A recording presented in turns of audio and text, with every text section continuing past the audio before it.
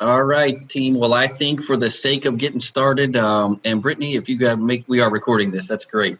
Well, I'd like to welcome everyone to this webinar on hybrid learning best practices.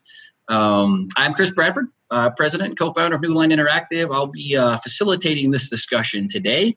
Very excited about this. This is a topic that's come up more and more in discussions really across lots of our business from coast to coast with reselling partners and end users. And we had the brainchild to get together some real thought leaders in one place who are really grappling with these issues of today right now to get their thoughts out to folks that are interested in hearing and how folks are struggling to meet some of the challenges that we're all being faced with in a COVID world.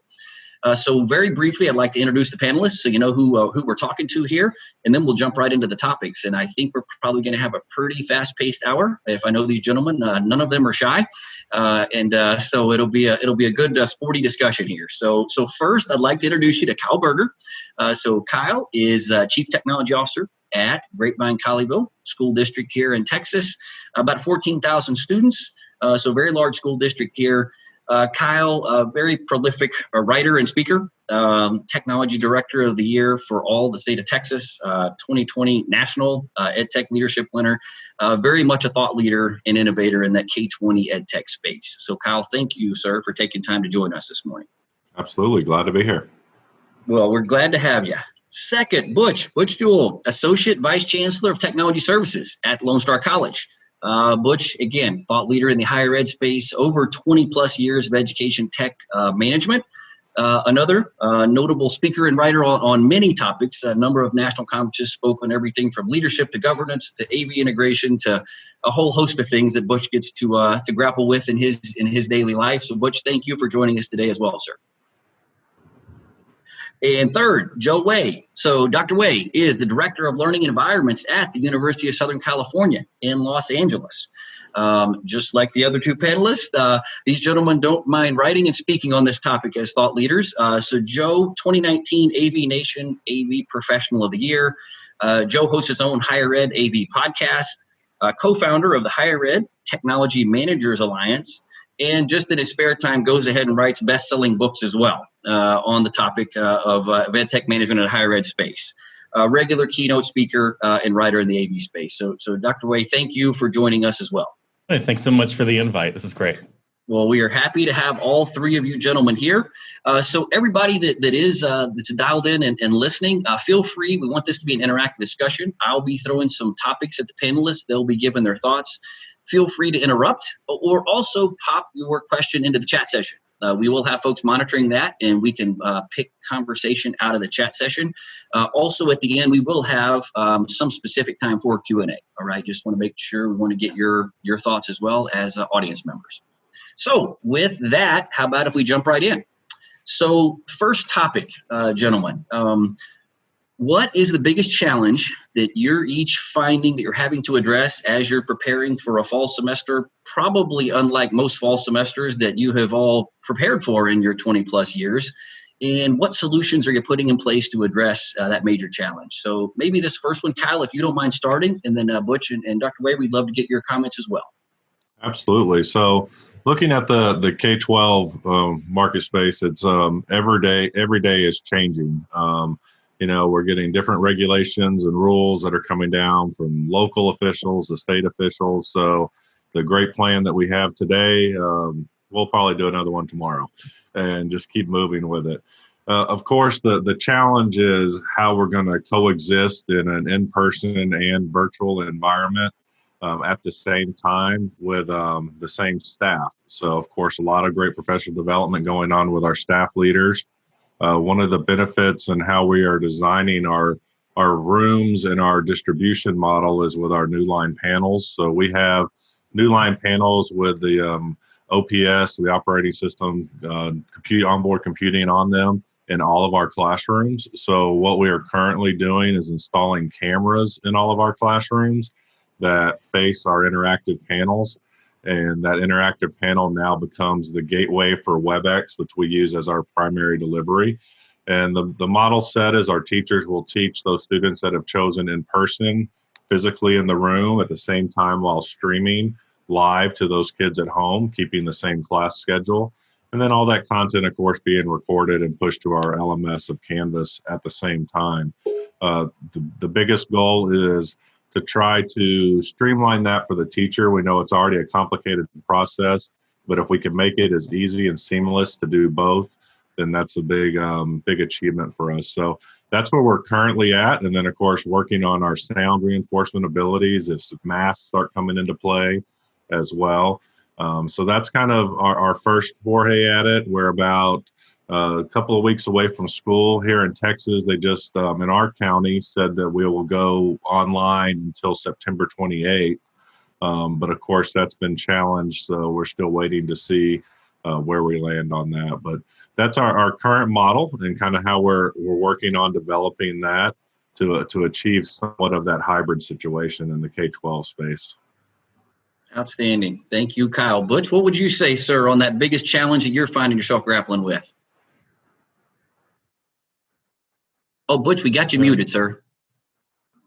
But that, like Kyle, that daily change is, you think you know what the process is going to be, and then it changes when the start times are, what classes are going to be in person, and like many organizations, ours is we are looking at 50% online, 25% face-to-face for those programs that require it, and then 25% of a hybrid model.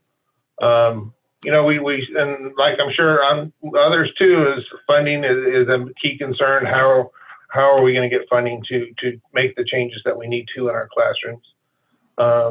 And then determining the needs and what will instructors actually use. We're going to have to find something that we just can't stick technology in there and think they're going to be happy with it. So, but we're lucky we have some systems in the classrooms that we can just add on to. We don't have to create new ones. But we are going to have a lot of ad hoc spaces where we'll use the Newline boards to wheel them into those spaces. They'll have, they'll have the interactive board. There'll be whiteboards. They can stream the content for internet consumption, which is key. So all those things we're having to consider. Totally got it. Joe, would you mind weighing in on that, sir? Yeah, they both took all the answers because it is exactly the same thing. It's the unknown. That's the most difficult part of all of this. We even just sent a email last night that said, we're preparing for, limited on purpose, on campus, on-prem activities with unless the governor tells us we can't. So we're, one email, one press conference away from every plan you have blowing up, right? And that's the toughest part. And so when you start looking at, okay, what solutions are you going to put in? You have to start from the lowest common denominator, and that's safety of the students, right? No matter what, how can we keep them safe? Whether we're going to be in the hybrid environment, a fully online environment, an on-prem environment, the safety of them comes first. That's where you start building the solutions from. And then you go, okay, well, now what happens if we can bring somebody in or have a faculty member use a classroom as a production studio, for example, but the students maybe have to be away. Now you have to think, how can I get them the content, right? How can we get it clear? How can we get it delivered precisely? It's where you start using the cameras and get them up to the interactive boards, right? And being able to, none of us want this, right? None of us want this environment. None of us want to teach this way. But it's the reality of what we're living in. So as much as we can now make the content delivery as frictionless as possible is where we start to find the solution. So yeah, is it putting in the cameras and the voice lift, the microphones and ceiling mics? And yes, it's all of that.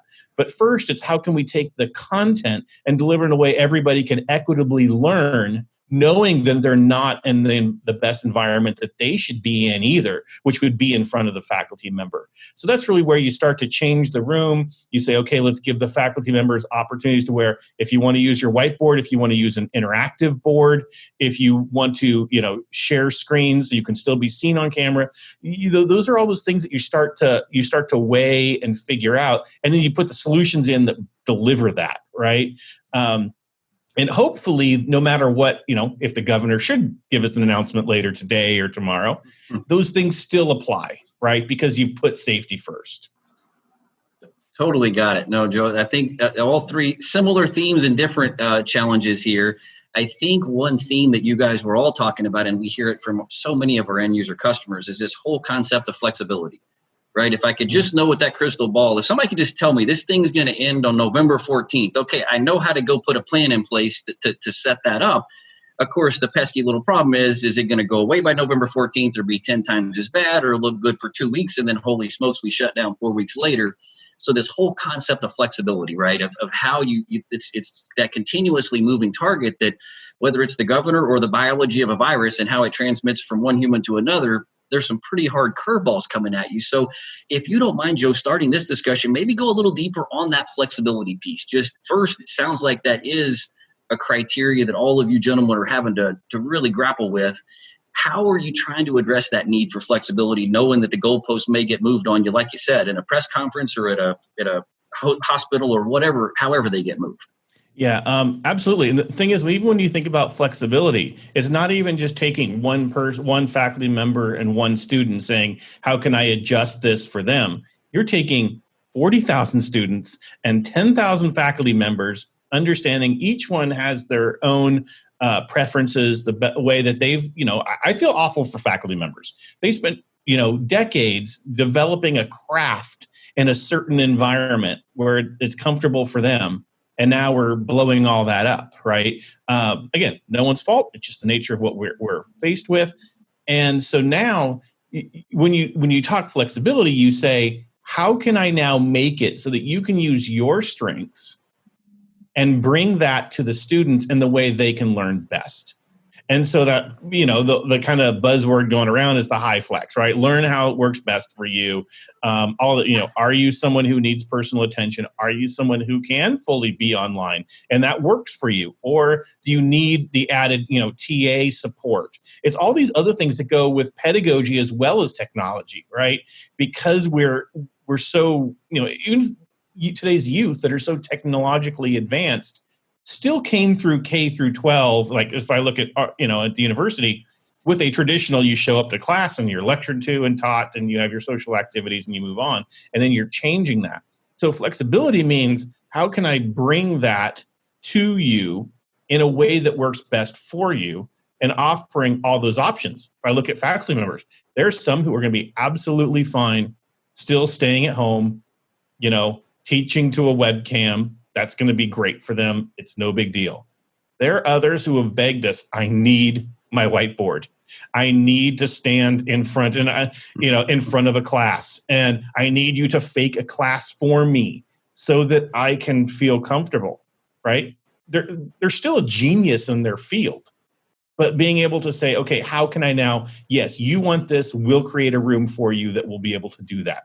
Others are going to be absolutely fine having, a flexible model where maybe some students are on-prem, especially if you look for us, even though majority of classes might be where the students are virtual, our arts and our high-end research cannot be done virtually, right? Or at least it can't be done well virtually. And being in LA and USC, we're famous for our music school, our cinema school, our dance school. Those are tough.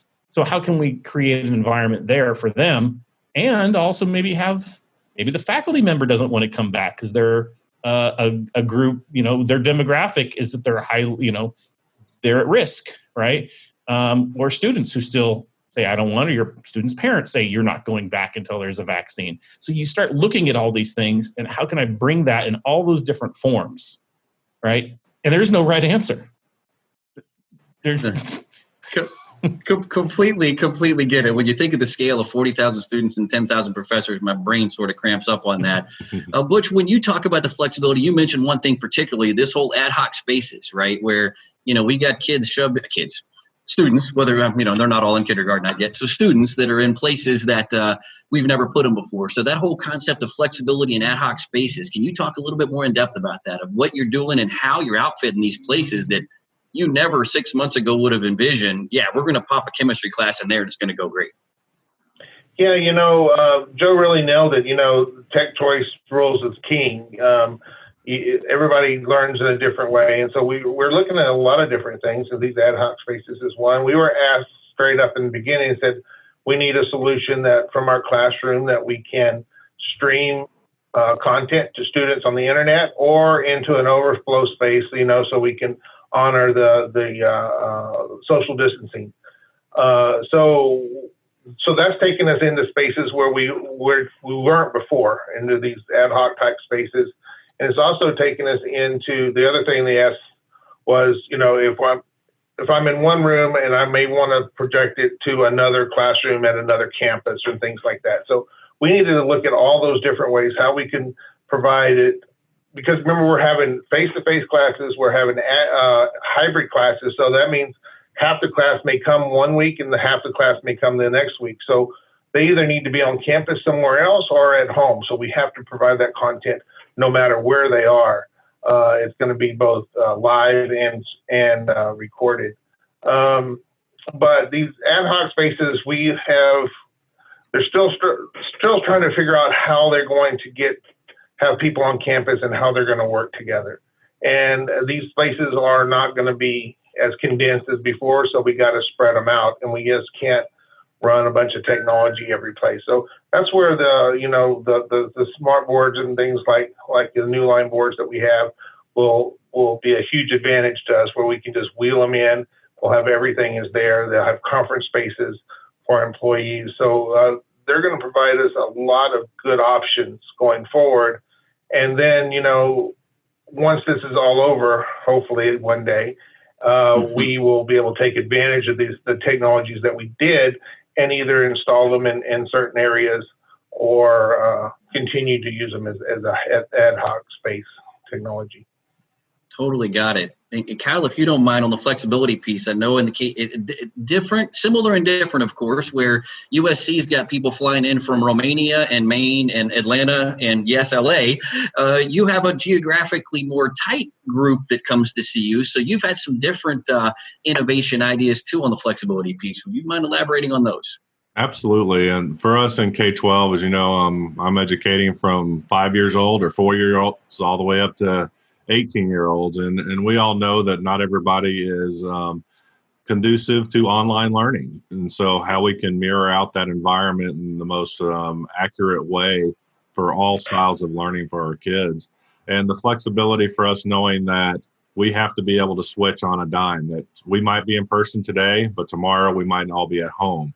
And how can we kind of keep that consistency for our kids overall? So some of the things we've done is really starting to build community outreach to where we are retrofitting some school buses with actual interactive panels that we can snap onto the side of our school buses, and we can go into apartment complexes or other areas and conduct classes outside, because there is some things, as you mentioned, like Joe was mentioning with certain courses, that there is still an element of either a face-to-face or some sort of hands-on that we need to recreate. So taking makerspace, STEM labs, and those kind of things out into the community for our kids, it's almost turning it into like where the ice cream truck used to come through the neighborhood. Now it's the STEM bus that's coming through, or the art bus and those kind of things, because we know, especially students at younger age, they need that interactiveness with peripherals and things. So we've really started looking at all sorts of ways to do that. Branching out in our facility, like Butch mentioned, with interactive panels on wheels, to cafeterias, any kind of space that's possible is now a learning space. We've always wanted that for our facility. Everywhere is a space to learn. Now we're kind of needing to press that further, but by going beyond our walls is kind of something a little different that we've done by pushing into the community with some different type of outreach.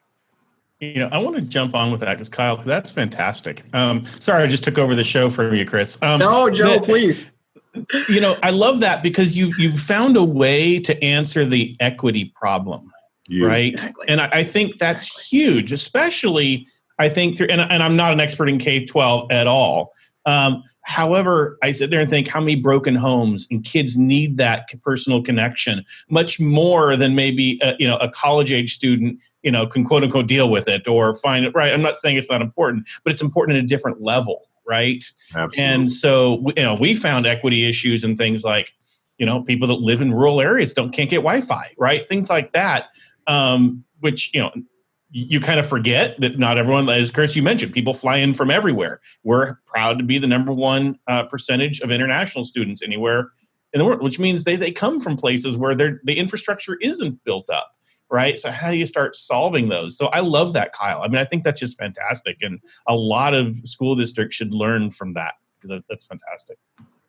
Absolutely. Equity totally innovative. Equity is a huge thing for us to reach to all these different kind of kids. And of course, as you know, sometimes in K-12, school is the only thing some of these kids have, from where they get their only meal for a day to any kind of interaction.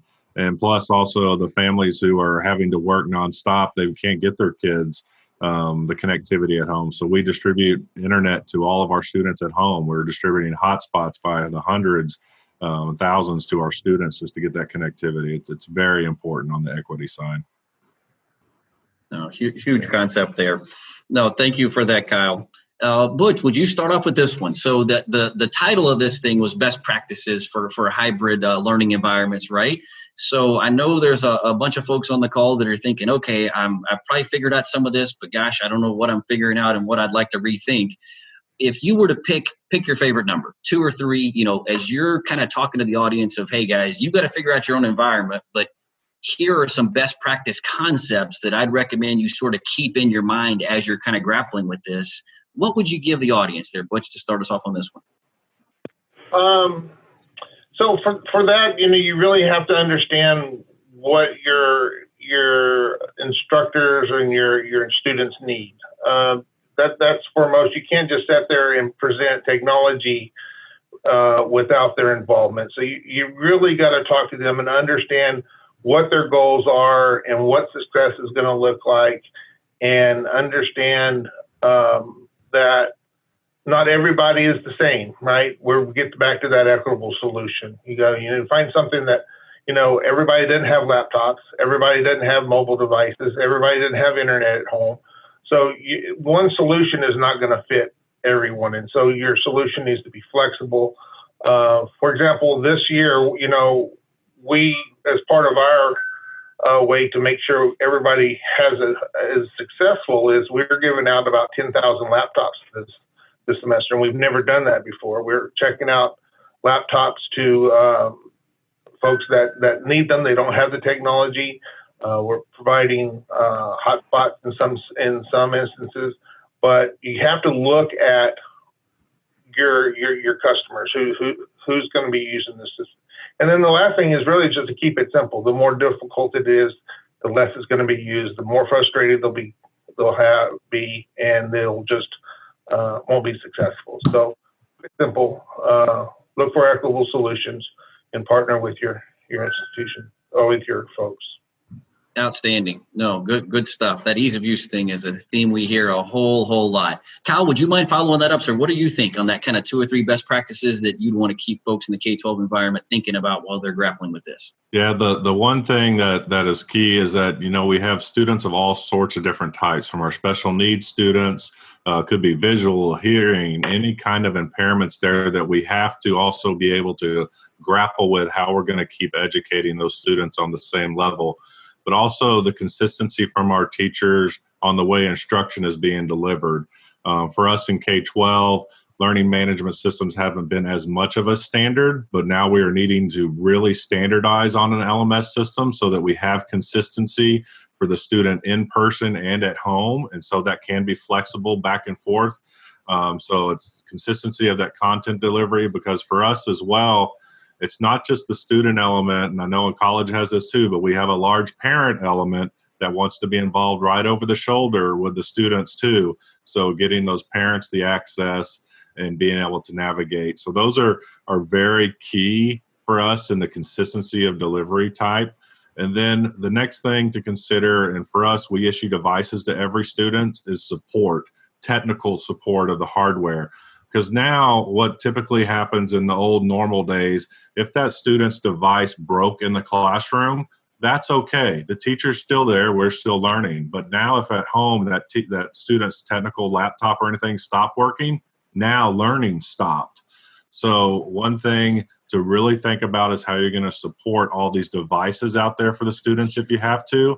And for us, we've developed a contactless tech support system to where we place outside of our facilities lockers.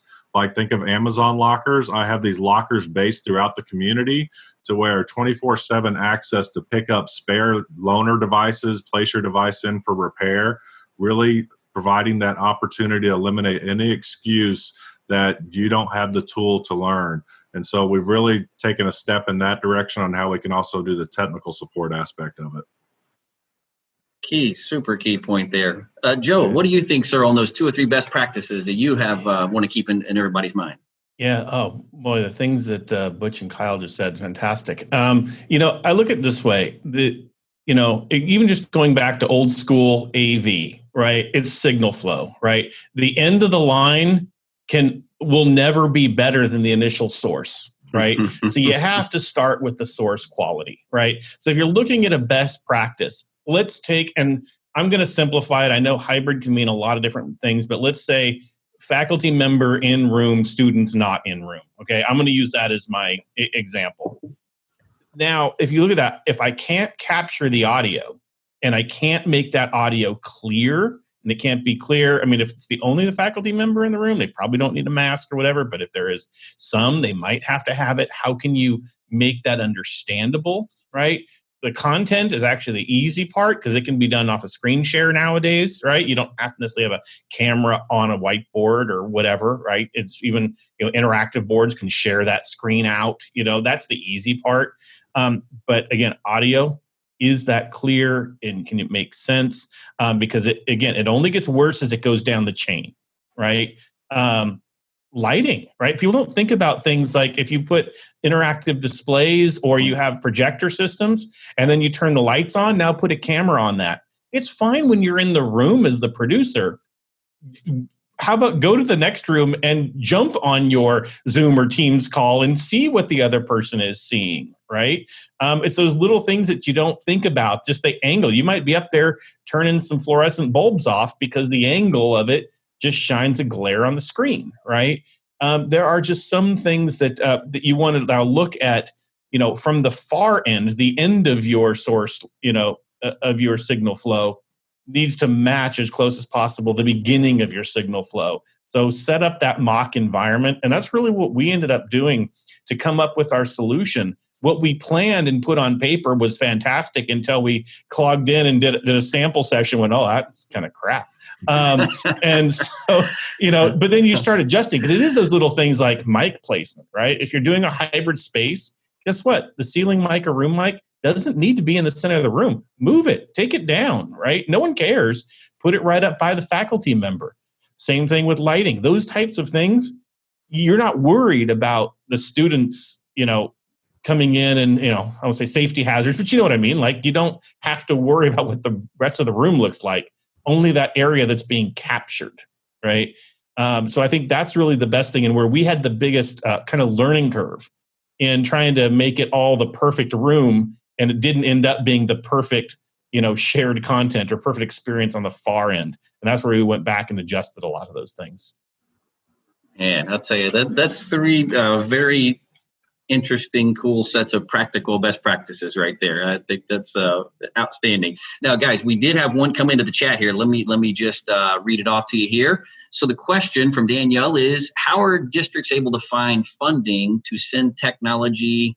And then the message got a little short. So I think the general question, though, is, hey, and I think, Butch, you mentioned this early on, hey, this all sounds great, but last I checked, all these greedy manufacturers need to get paid for this stuff. So where's this money coming from? So do you have any kind of thoughts or best practices or sources that you'd want to take? And maybe, Joe, would you start this one off, sir? Yeah, obviously we're going to be a little bit different being a private higher education institution as opposed to a district. So for us, it's really just the cost of doing business. I mean, I know that there is the funding, the PPP is out there, and there are ways to get funding. But honestly, with the nature of it, I mean, if if you're not open, I mean, if you sit there and think as far as higher ed, we rely not just on students and tuition, but events and the cost, the housing and the parking. I mean, there's a lot that you lose in not being open, quote unquote. So sending someone a laptop, a Chromebook, a hotspot, it does literally become the cost of doing business. And at $60,000 a year tuition, it's the least we can do, right? But we have, for us too, we partnered up with a third-party vendor for laptop loaners, for example, because we couldn't go out and just, my department runs a laptop loaner program, but we usually only have a couple of hundred, Well, we blew through those the first couple weeks that we realized people had to go online, right? So we have a third-party vendor to help send that out. And, it's just something we have to pick up. Their student fee, their activity fee, quote unquote, isn't being used now, right? Because they're not around. So you can move some of that money around to now support their new activity, which is, learning from home. Totally got it. Butch, would you mind following that? I know it's higher ed, yes, but a different flavor of higher ed. So how would you take the funding question? We're public. We've had to just reprioritize a lot of things. We've changed our projects to do this. We did have, luckily we were in the middle of a refresh where we're changing out some technologies in classrooms, so we're able to get some funding there. We've got some funding from CARES Act, a few million from that. That's helped out a lot, and making sure, especially around students, getting them the technology they need. So that's where a lot of that funding came from for us to get started. We're still wondering how we're going to maintain it going forward, but we're getting what they need now and figuring it out. Understand. Well, Kyle, from the K-12 perspective, sir, how would you answer that one? Yeah, funding's always the big question, especially in K-12. For us in Grapevine-Colleyville, our process towards a one-to-one started 10 years ago. So we were already of a mindset moving very strongly to a device for every child. So when COVID hit us in March, we were already at the point to where all of our kids were issued devices through local bond elections and things like that we've built up over the years. But I look at my peers around me, and a lot of them, it was scavenging all the classrooms and all of a sudden finding these laptops and stuff that they've had in there that they didn't realize, and really pulling together everything they could to get any kind of resource to the students. We did have to get creative at first because, as everybody knows, the market was getting flooded with people buying Chromebooks, getting hotspots, getting everything like that. So we worked a lot with our local cities to open up all sorts of Wi-Fi and press Wi-Fi out as far as we can on all of our facilities, city facilities, and try to almost build a free Wi-Fi network out through the community so there was some sort of connectivity in there. We took our school buses, parking them in places, broadcasting Wi-Fi, so using those tools as well. But the funding aspect from the CARES Act, like Butch, that's helped a lot. Of course, every state's treating it a little differently on how much you're going to get or how they're doing that. But we're also finding, too, that some of our parents are stepping up and, my kid has a device, so you don't need to provide one for mine. Here, use that for somebody else. But, too, like Butch said, priorities have changed. And for us, the whole last semester of school, we did save a lot of money on utilities. We weren't there. So let's shift that funding over a little bit to help us fill that gap in other areas. And then that long term, like Butch mentioned as well, is going to be the shock and awe for a lot of folks right now that are mass buying technology. What happens year 4, year 5 if you make it that far with all that stuff you just bought? So there is going to be a cliff out there as far as technology folks and planning that you need to always be aware of that's going to catch you at some point. Totally got it. No, excellent comments. And it's really interesting that you come from 3 different perspectives on that one from funding. That's interesting. Well, so particular design ideas, right? So I think there's some folks on the call that are saying, hey, this is cool, this is great, but I wonder in each of their environments, is there a particular maybe broad use case that there's a specific design that they've put together and had success with? So Kyle, would you mind starting that one, sir? And any kind of particular kind of outline of a design that you'd want to give the audience? Absolutely. So we have a couple of different designs that we worked towards. And two, it came down to our funding aspect. We didn't want to go and dump a lot of money into something, and then all of a sudden, thankfully the virus disappears, and now we've got all this stuff. So we went in a very streamlined approach. Since we have our panels in all of our classrooms, we adapted just web cameras that we mounted from the ceiling. I have a $100 webcam. It's a great quality webcam that we mount to the ceiling, controlled by the panel, giving our instructors full control. And that was our base model that we put out in 500 classrooms. Then we came back with sound, because like Joe said, it's not any good if you can't hear me. So putting mics on the teachers to interface in was our next aspect. So that's our standard classroom, is a mic on the teacher, a webcam attached to their interactive panel. We then needed to really look at some of our CTE courses, auto mechanics, all these hands-on, to where you're not standing in front of the board. So getting cameras that are more portable in the classroom that we can move around, put over the engine, have them working, or the health science. So it's a lot more flexibility in camera design, which could be as simple as an iPad on a rolling stand that we attach into our WebEx meetings to use just as a camera. That has offered us a lot of the flexibility too. And then the portable systems of an interactive panel on a display with reinforced sound that we can roll and make any area. So that's kind of our three directives. We have one design for complete virtual, and it's pretty much a teacher in front of a panel, but there's also another panel in front of them so that they can see the big Brady Bunch of their students online in a bigger fashion, so they can interact with them. Because, if I'm teaching a class and I'm having to look at that small laptop screen of all my little kids, the interactivity can be a struggle. So that was another aspect that we were thinking, is how to blow out either with a projector or something, just the display for the teacher to see the kids themselves while they're delivering instruction. So that's kind of our mix that we have right now throughout all of our classrooms. Outstanding. Butch, what would you say, sir? Any kind of designs you'd want to give the audience of use cases and design approaches? We're a lot like Kyle. We took what we had and built from that. We try not to start all over. We wanted people not to have to learn a whole new system. Plus, we had to consider cost. So we went into our existing classrooms. We are adding like tracking cameras that'll track the instructor as they teach, microphones, and wireless sharing in the classroom. So they can walk around with their iPad or whatever they would like, and not be tethered to just the instructor area. So, and then like we talked about before, in these ad hoc areas, we are having portable carts with displays on them. And the only other areas we're going to have some rooms that have where the instructor is with a few students. And I mentioned a while ago about the overflow. And so those will be a little bit different, where the camera may be facing toward the students. The instructor can see that on the display in their classroom, and students can still ask questions and things like that. So those are the three types that we're really looking at. Totally got it. Joe, what would you say, sir? So it's funny because everyone's going to hate me for this, because I actually did get to blow everything up and spend millions and start over, advantage of being a private, R1 institution. So it's funny because, and I tell the story that I'm, dumb luck solved the problem, because we actually had already been going through our digital transformation, quote unquote, prior to COVID. So I was actually in the process of moving all of our services as much as possible up to the cloud and software-based solutions, AV over IP, those things that would already be UC-centric.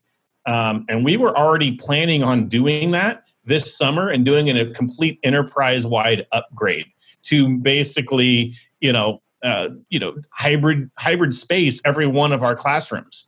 Now, I was never planning for a COVID, in a pandemic. I thought, well, what if we had a major earthquake and only half of our buildings were usable? Maybe we could stream things across, things like that. Or you had an expert in the field and you want them to be able to call into the room, those types of things, right? But then COVID happens and everyone says, okay, what do we do with our classrooms? And I thought, well, we already solved it. Right.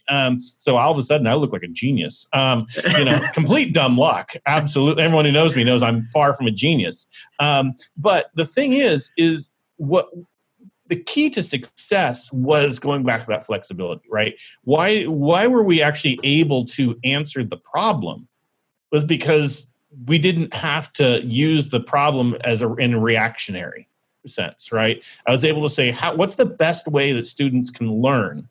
And that's to make every space that we have a place that you could learn from or teach from, to make the world a possibility, right? And but looking at it from that global mindset meant that the choices that we could make as we did all of our, hundreds of classrooms, really easy, right? And I wanted that kind of, operability from anywhere, the connection from anywhere. So now when you sit there and go, okay, well, what kind of design? You have to make it simple. You have to start from what's your how are you getting content from point A to point B, and move around that to where, the suggestions already made. A simple, USB camera can do that. We were already, and in fact, we were already using a high-end USB camera because, different. But Butch, I personally can't stand PTZ cameras and movable cameras. Like I don't know, something I don't like. Because I think, for me, the faculty members, I was thinking, for faculty, they set the camera up in one place and then they go walk to the other side of the room and teach the whole thing. So it's a great, picture of an empty lectern, for the whole thing. So I love the tracking part. So we were already thinking is how can we, simplify our spaces? And it's amazing that those things that you do, the USB cameras, even a USB mic, or we were already putting in ceiling mics, because we didn't want to have faculty worry about, having to touch a mic and grab a mic. Now you sit there and wonder, well, how are you going to keep this stuff clean? If you look at it from a pandemic, you don't have to worry about that. If you already have a ceiling mic, price points on ceiling mics are pretty far up there. So that is one difficult thing if you're looking at an enterprise-wide model.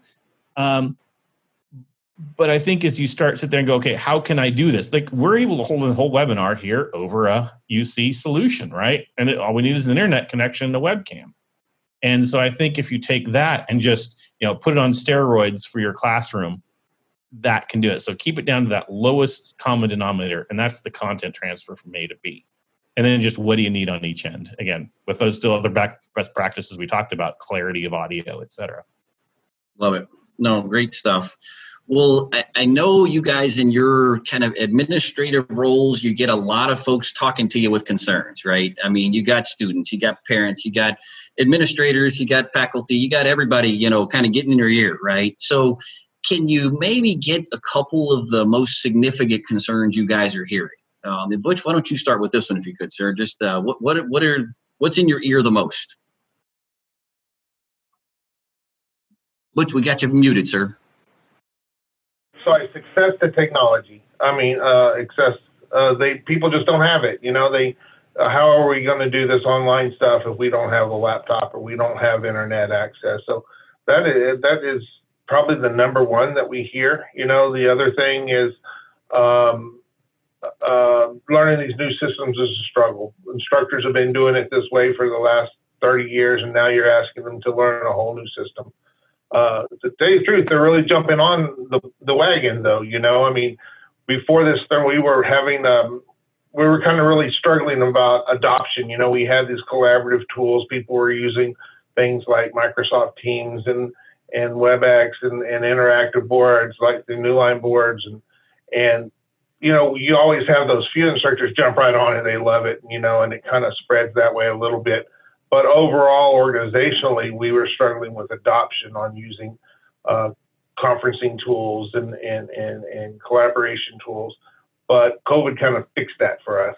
They had no choice. They all jumped on it, and everything seems to be going really well. After this is all over, when we look back, I think we're going to be a better organization for it because we've learned to use these tools, learned to work a little bit differently, and provide content like everybody else has said on the panel is that, everybody learns differently, everybody needs different tools, and so now we'll be able to provide those tools.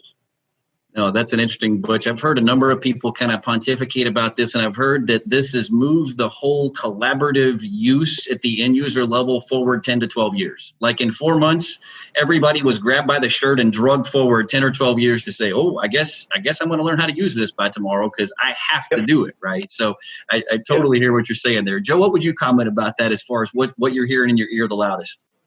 I guess it depends on who it comes from. But if you want to say in higher ed in general, and you see this all across, everywhere, it's why should a student pay for an online experience? Why is it worth $60,000 if they're just going to sit at home, right? And while that sounds like a valid, concern on, you have to sort of think, okay, well, how can we now create that same value, right? Is because of course, if you look at my screen, my background, it's a great, beautiful campus. People want to walk around. There's something about, being there and being in person. But if you look at where the value is you're being taught by a Nobel Prize winner, regardless if you're in class or it's virtual, right? But so now we have to ensure that quality is kept from end to end, right? As I mentioned in the last answer. So it's that justification for the modality has been really tough.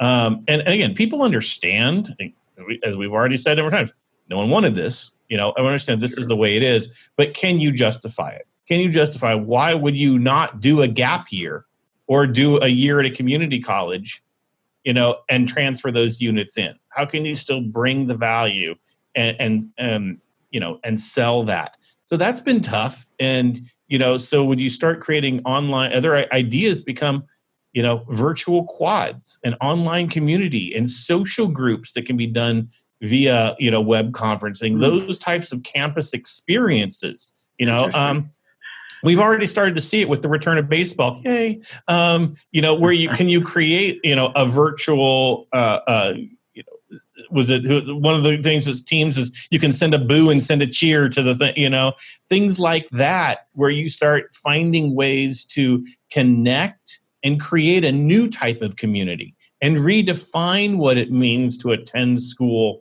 in a virtual environment. Right. And I think it's really neat, the creativity we've had in the, virtual concerts and art fairs and there, you've seen a lot of other ways that shows.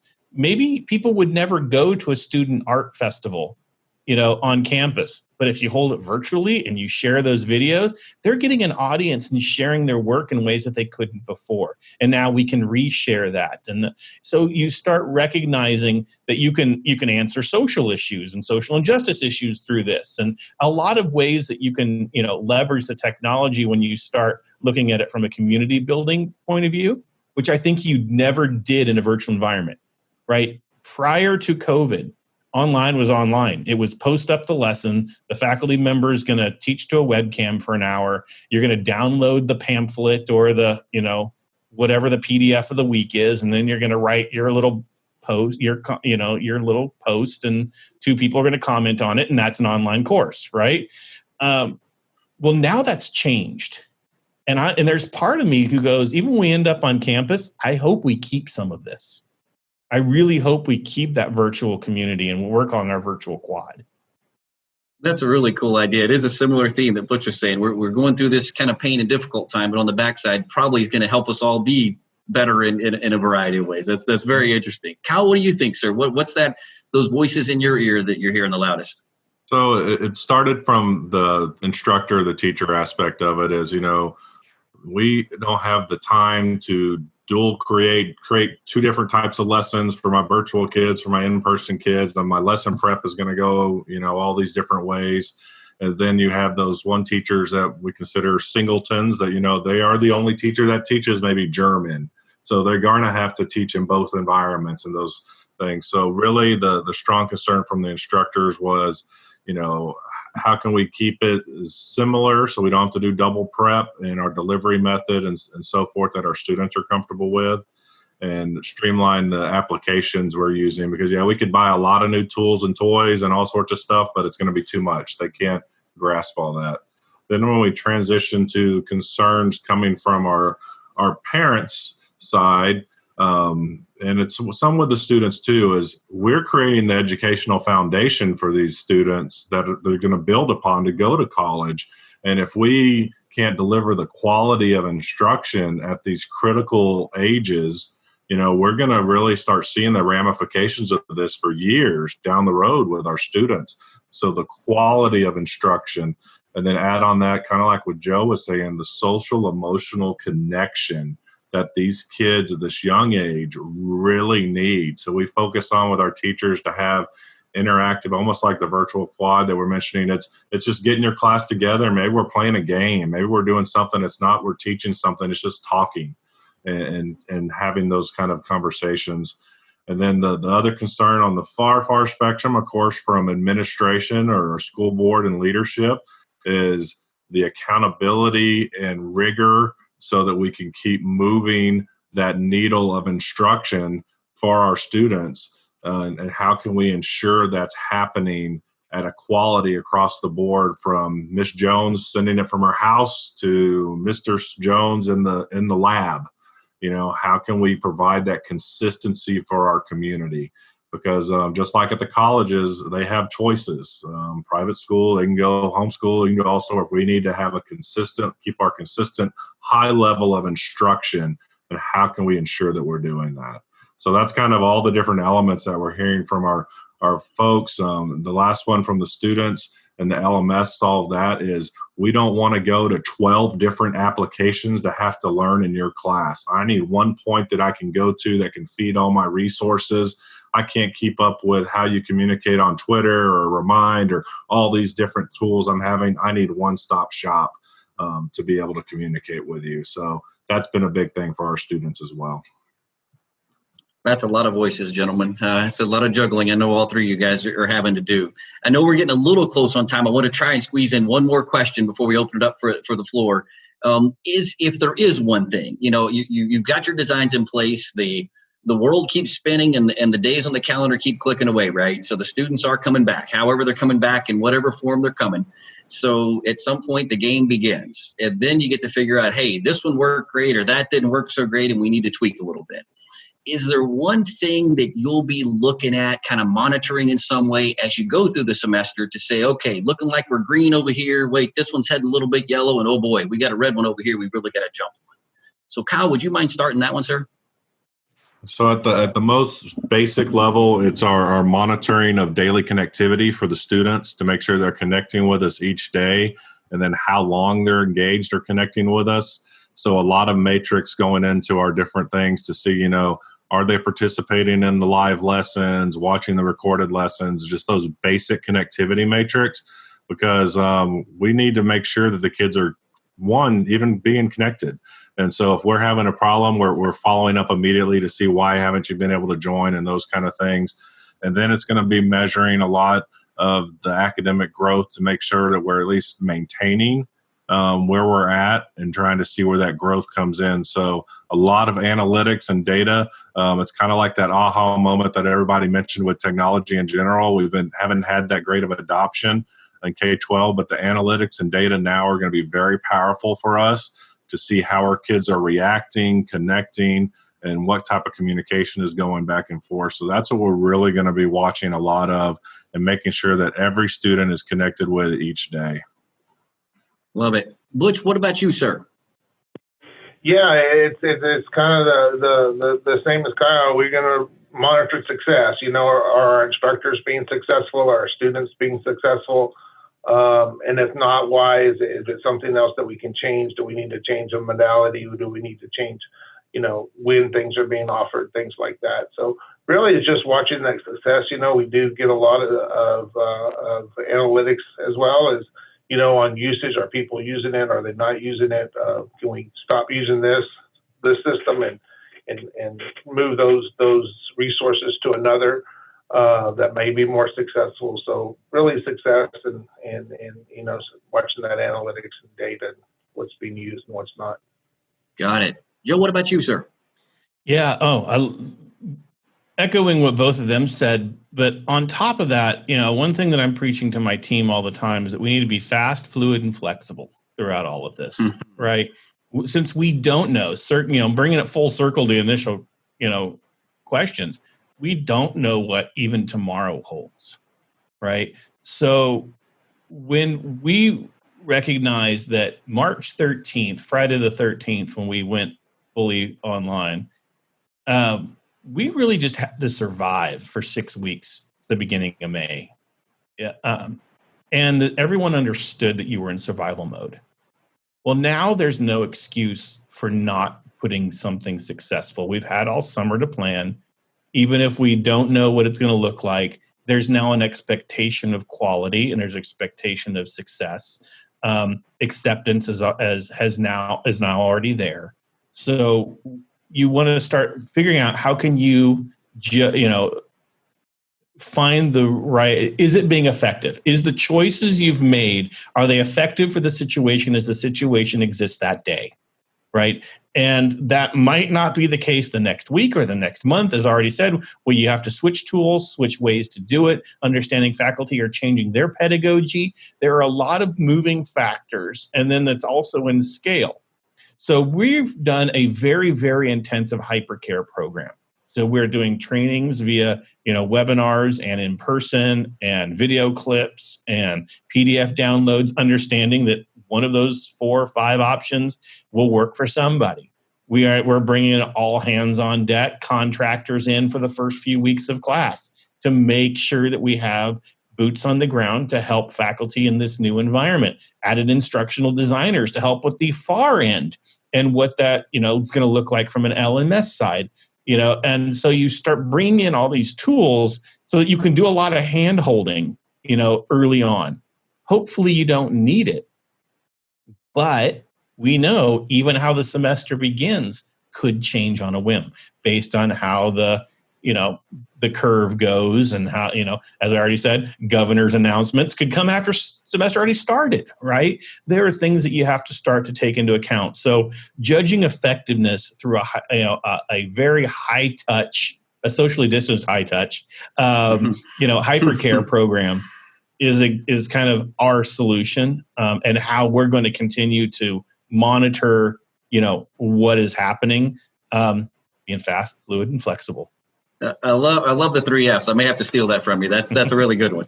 All right. No, great feedback there, guys. I want to be sensitive to everybody's time, so I will take a sec. There's not anything in the chat right now. I will open up the floor. Anybody, if you've been holding a question, feel free to come off mute and pose it to any of the gentlemen or all of them. So I'll give a sec for anybody to come off if they have anything burning. And if not, it's a Newline webinar, so we got to give away some free stuff. So we're going to turn it over to our marketing guys in a sec to make some people happy here at the end. But I'm going to give a sec for anybody to come off mute that wants to with a question. It's a pretty big group. Sometimes the questions from the field don't come in when it's a big group. So all right, good stuff. Well then, hold on just a sec. Don't believe we can come off mute. Oh my gosh! Well, that's a way to keep the questions down. We got you hamstrung here. So if anybody'd like to type anything in the chat, then feel free to do that. And we'll do 2 things at once here, just because we're about 2 minutes from our hour wrap up, and we do want to be sensitive to everyone's time. Brittany, why don't you give some good news to some participants out there on what they're gonna take home with them. Yeah, I surely can. So we do have 2 people who were fast action registrants who will be getting Starbucks gift cards today who attended the webinar. So thank you to Ed Rebert and Shannon Provence who registered in the top 5 who came to the webinar. I will be contacting you all with gift cards. And then also our grand prize or virtual door prize of a Amazon Echo Show will be going to BMAC. I don't have the full name, but I do have the contact information, so I will be contacting them. So congratulations to all of our prize winners. Outstanding. Thank you, Brittany. Mm-hmm. Well, gentlemen, I thanked you at the beginning, and we have to thank you at the end. I knew this would be fast-paced. It seemed like it was about 7 minutes long, but we have gone an hour here. Really, really can't thank the 3 of you enough. I think just the response of how many folks popped into this and stayed the whole time. I think this was really, really great content. So Butch and Kyle, Joe, thank you very, very much for giving us an hour of your very busy days. and just really appreciate it. Thanks so much for the time. And with that, we will wrap up our webinar, and I hope everybody stays safe and has a great rest of the day. Thanks to all. Okay, thank you. Thank you all. Have a good day. Thanks, gentlemen. Bye-bye. Cheers. Bye-bye.